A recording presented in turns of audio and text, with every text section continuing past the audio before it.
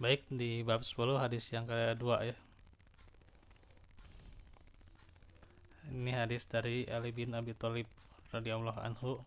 Ia berkata, Rasulullah bersabda tentang 4 perkara, yakni la'anallahu man dzabaha li ghairillah wala anahu la'anahu Allahu bisa ya, atau wala anallahu mal la'ana walidayhi wala anallahu man awa muhdisan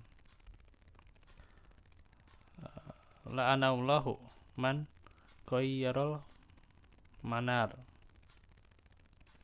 Allah melaknat orang yang menyembelih hewan untuk selain Allah. Allah melaknat orang yang melaknat kedua orang tuanya. Allah melaknat orang yang melindungi pelaku kejahatan. Dan Allah melaknat orang yang berubah tanda batas tanah. Riwayat Muslim. Laknat itu artinya dijauhkan dari rahmat Allah ya. Muhdis, nah itu jika dikasrohkan huruf dalnya berarti pelaku kejahatan, yakni Allah melaknat orang yang melindungi pelaku kejahatan. Dan kalau fathah huruf dalnya berarti perbuatan mengada-ada atau bid'ah dalam agama. Maka Allah melaknat orang yang melindungi perkara bid'ah dalam agama dan ridho terhadapnya, dan juga orang yang menyupportnya ya atau mendukungnya ya, itu dilaknat ya. Jadinya itu muhdas ya, itu muhdas.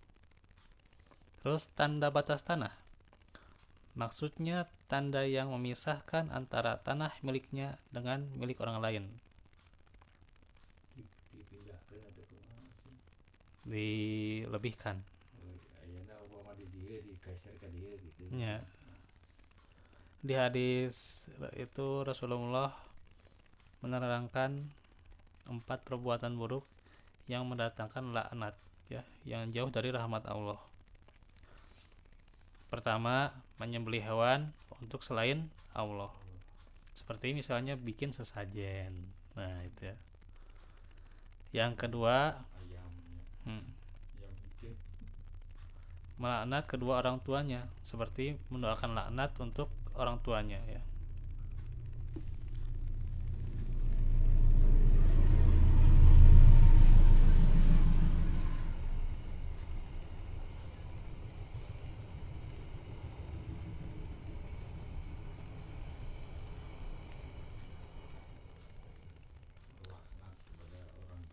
Iya, melaknat ya, melaknat supaya mendoakan itu ya, misalnya mendoakan jelek atau dijauhkan dari rahmat gitu, supaya orang tuanya dijauhkan dari rahmat. Nah maka Allah melaknat orang itu ya, melaknat anak itu ya.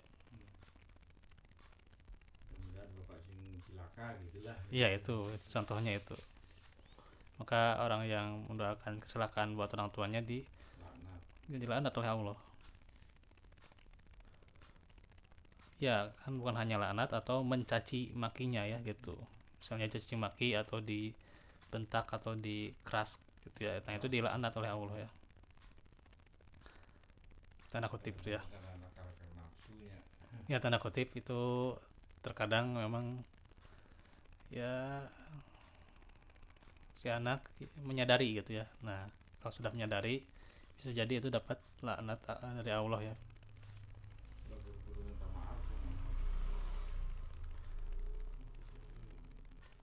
Ketiga, melindungi pelaku kejahatan yang berhak mendapatkan sanksi syar'i, lalu ia menghalanginya agar tidak ditegakkan hukuman terhadapnya, atau meridhoi perkara bid'ah dalam agama serta mengakuinya dan mensupportnya ya. Yang keempat, merubah tanda batas tanah yang mengakibatkan mengambil tanah orang lain secara zolim. Nah, Ya, ini dilebihkan sedikit aja, itu adalah haram.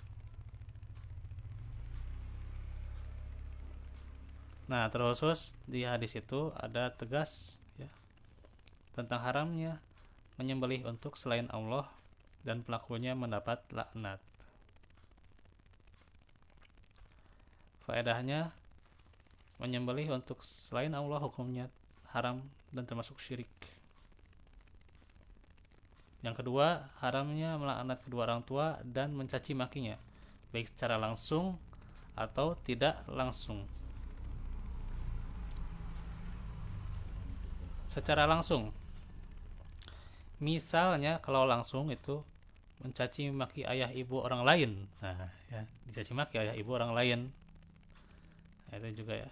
Yang mengakibatkan ayah ibunya dicaci maki juga.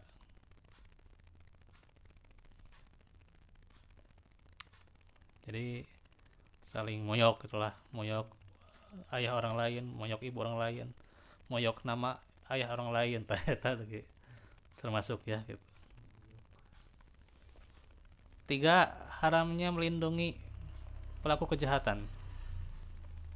Yang keempat, haramnya menyetujui bid'ah dalam agama, karena itu merusak agama. Kelima, haramnya merubah tanda batas tanah